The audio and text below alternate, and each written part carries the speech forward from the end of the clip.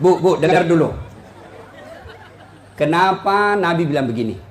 Andai saja boleh manusia sujud kepada sesamanya manusia, maka istri sewajibkan sujud depan suaminya. Dengar baik-baik, bukanlah saat latih bilang Bu, Nabi, andai saja boleh manusia sujud kepada sesamanya manusia, maka kalian istri sewajibkan cium kakinya itu suaminya. Kenapa? Karena ibu harus tahu, dosa ibu kami para suami yang tanggung. Beda kami laki-laki dengan ibu.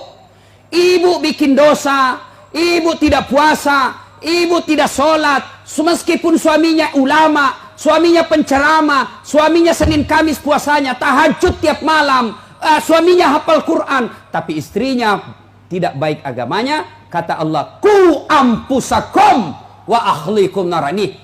Kau suami, pimpin itu istrimu masuk neraka. Beda ibu-ibu, ditanggung oleh kami laki-laki. Suaminya tukang judi, suaminya pengedar narkoba, suaminya perselingkuh, suaminya pemakan haram, tapi istrinya istrinya baik, rajin sholat, taat sama suaminya, perintah suaminya diikuti. Meskipun suaminya bajingan, tidak ada urusan. Suami masuk neraka. Nabi jelaskan kepada ibu, Bu, lihat ini, kata Nabi kalau bahasa kita, Bu, lihat ini 7 pintu surga, tadkhulul jannati bisalam. Silahkan ibu pilih mana pintu surga yang ibu mau masuki.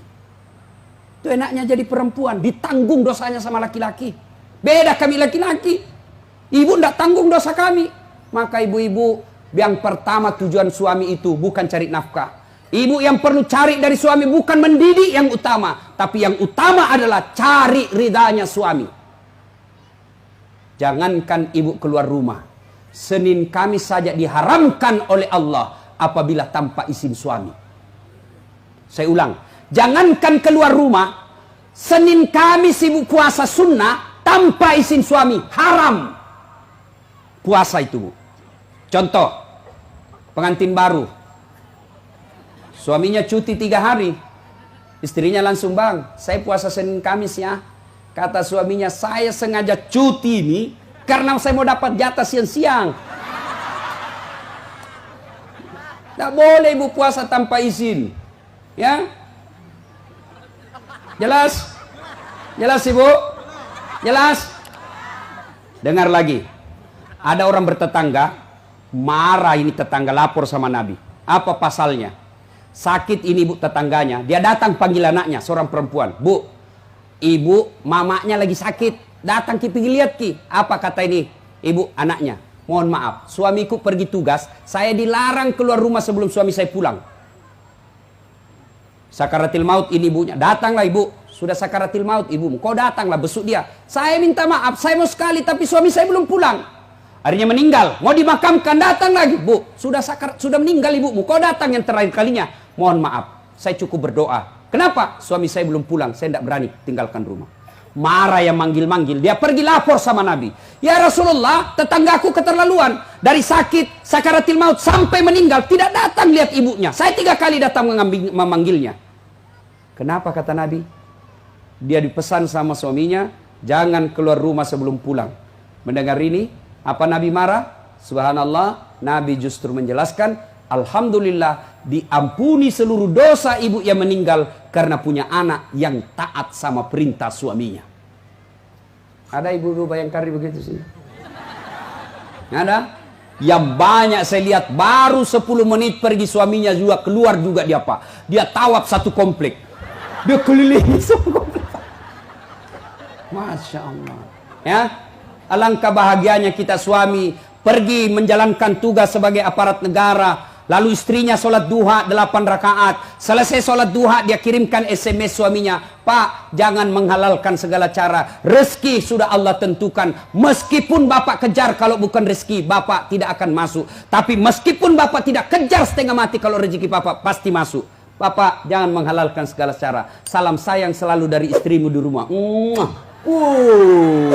Bahagianya. Itu suami kalau dapat SMS begini Bu, dia kasih lihat itu semua di kantor di polsek.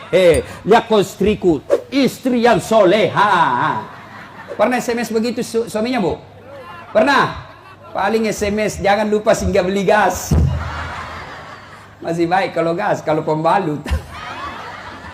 Saya pernah rasakan ini, Pak. Saya pulang takziah malam-malam, tiba-tiba mamanya cek SMS, Ustaz, habis pembalut. La haula wala quwata illa billah.